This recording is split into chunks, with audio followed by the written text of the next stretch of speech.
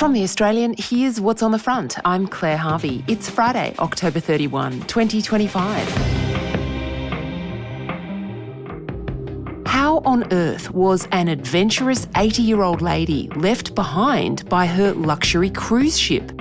3 decades after the horrific snorkelling deaths of Tom and Eileen Lonergan, tragedy strikes the Great Barrier Reef again. That's today's story.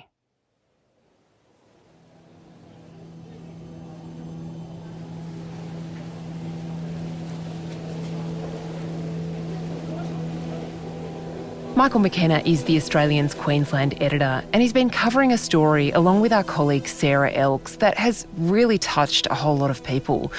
Michael, this is about Suzanne Rees. Who was Suzanne Rees? Suzanne was a mother from New South Wales. She was an 80-year-old woman who, it seems, was on the trip of a lifetime aboard the Coral Adventurer, which usually had about 120 passengers.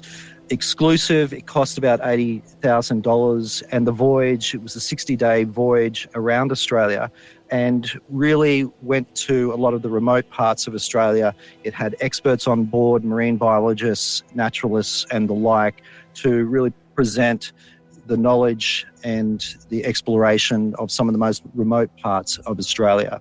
They left Cairns and steamed northwards up the coast of Cape York and dropped anchor off Lizard Island, which is about 90 kilometres past Cooktown. It's some of the most beautiful coastline in Australia, and Lizard Island is a protected island. It's a traditional Aboriginal country, but it's also got one of the most exclusive resorts in Australia, which has been frequented by movie stars from all over the world. So this was the first stop of this 60-day cruise, and that's where it seems things went wrong.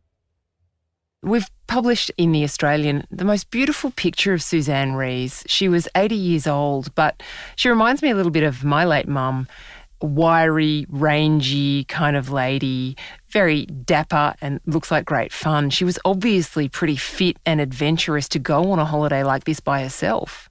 That's right. And I think that's what we've had a statement from her daughter, Catherine Rees, through a spokesperson who described her as very healthy, active, who enjoyed gardening, and she was a keen member of a bushwalking group.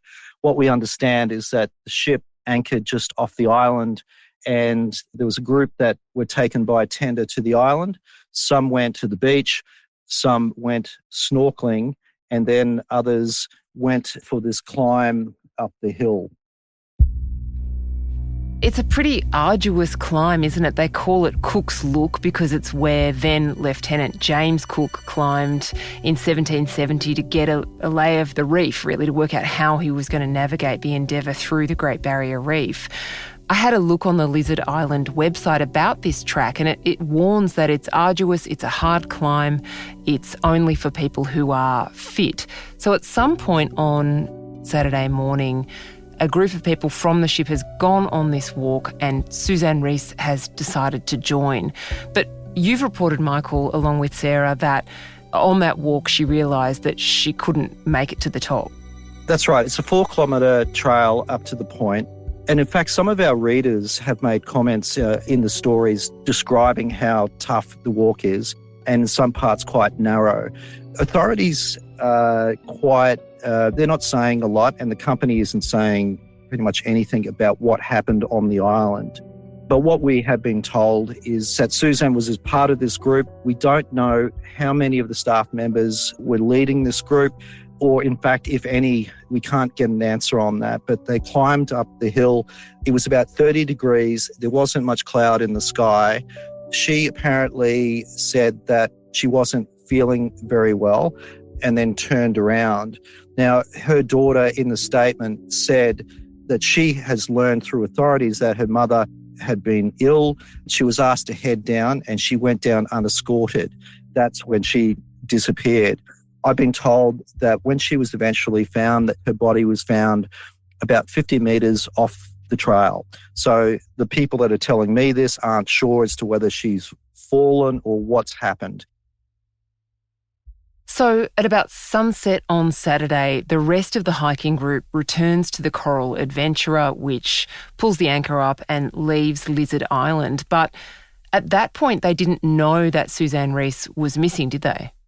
No, that's right. What we're being told, and it hasn't been disputed by the company or the authorities, but what we've been told, and quite reliably, is that the parties from the beach, from the snorkeling group, and from the hikers went back to the tender, then the boat went back to the main ship. The boat then left around sunset or just before sunset, and it was only at dinner, which we believe was around 6:00, that they discovered that she was missing. And we don't even think that it was the company. It was one of the passengers who has raised questions about where Suzanne was. At that stage, we're being told that the ship then followed protocol and they did a number of sweeps of the entire ship looking for her. They couldn't find her. And then it was decided around 10 p.m. to turn the ship around and raise the alarm with authorities. So what we believe is that there's at least 4 to 5 hours between when she was on the island and when it was discovered that she was missing. Do you think, Michael, from what you've gleaned from your reporting, that Suzanne Rees might have died while the ship was still at Lizard Island before they left without her? Or do we think that she lingered there for a long time after the walk would have concluded? Well, I mean, this is one of the terrible questions that needs to be answered, and just an awful thing to think about, that this mother, this adventurer in some way, was on the island off the trail, either injured, we don't know. I've asked the question, we've all asked, Sarah and I have been asking questions of authorities, of the company, and there's been a silence about it as to what happened, whether she could have been saved, whether she had been suffering from heat stroke, whether she had fallen and, seriously injured herself. We don't know, but we do know, and it's what her daughter said, is that her mother died alone. It really reminds me of the really sad story of the death back in 2024 of Dr. Michael Mosley, the British science journalist who was on a Greek island, a fit, active 67-year-old who went for a walk in the heat by himself and died, was later found very close to a village where he could have reached help. But a coronial finding indicated there was an undetermined cause of death, that he must have died in some way of natural causes, but it wasn't clear about exactly how. It's just a reminder, isn't it, Michael, of how vulnerable people are. Even though you might think as an older person you're very fit and active, death can be lingering not far away. That's right. And especially in this area. I was up in Cape York in July. The Aboriginal people are called the White Sands people. There's lots of big white dunes. And the sun, even in the winter, was belting. It's really hot. So if you can imagine, it was at least 30 degrees.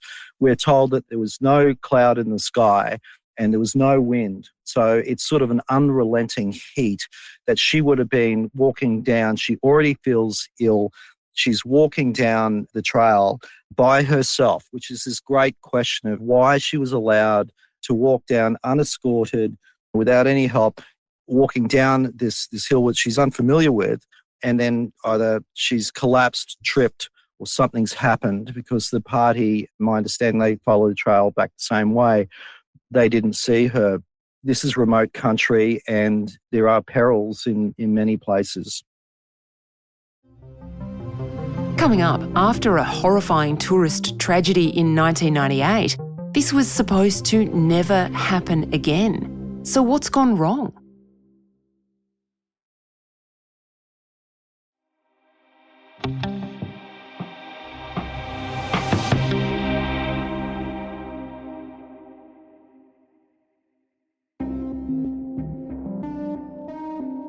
Once upon a time, probably when you and I were kids, Michael, people who were 80 didn't go on adventurous holidays. If they were still alive, they were sitting in an armchair kind of doing their crochet. Nowadays, people are living well into their 9th decade, very fit and healthy, very active. They want to be out in the world doing things. And it raises this really interesting question about duty of care, doesn't it? She has the right to go and be an independent adventurer, but she is also in the care of a company that should be looking after her. Well, that's right. And they're paying a fair price. This is a $80,000 a ticket circumnavigation of Australia for 60 days. And so when you're going on this sort of expedition, you would expect that the safety protocols are well in place. It sort of bewilders me that she was allowed to turn around and walk back down this trail unescorted. But also it raises the questions about the protocols that should have been followed, and obviously something's gone wrong with these protocols in regards of taking head counts for the return to ship. So we do know this, is that there is much stricter protocols in regards to the people that are snorkeling. So they have to sign a form before they go into the water, and then they have to sign this form when they come out of the water, they're on the tender and they're heading back to the boat. We do know that there was a head count that was taken of those on the land and the beach, and that should have followed. But quite obviously, that failed in some way. And again, a lot of our readers are raising questions in the comments because these are seasoned travellers, a lot of our readers I've discovered, who have taken a lot of these expeditions, and they're raising the same questions because in some instances overseas and in other parts of Australia, people have got their own ID cards, and that it's just a matter of swiping or showing the cards as they leave the ship. They're really tight and they're really rigid protocols that are followed.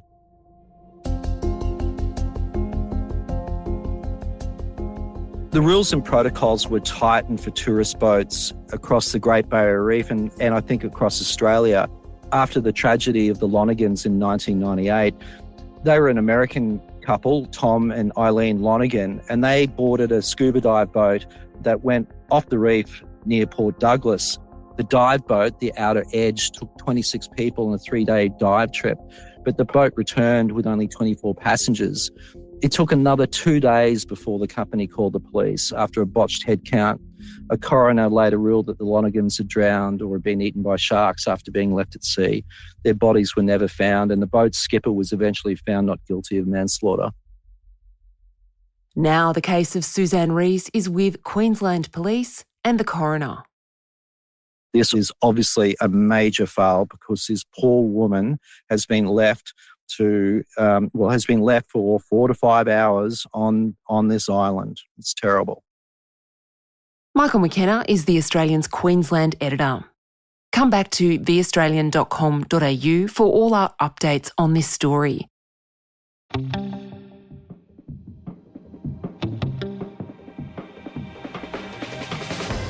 Do you remember the Piss Christ art controversy?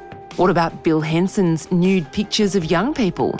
Australians have a habit of getting very steamed up about contemporary art. And in Saturday's episode of The Front, our chief culture correspondent, Tim Douglas, joins me to work out exactly what's our problem with provocation. And of course, you can check out all the best entertainment and arts journalism right now at theaustralian.com.au.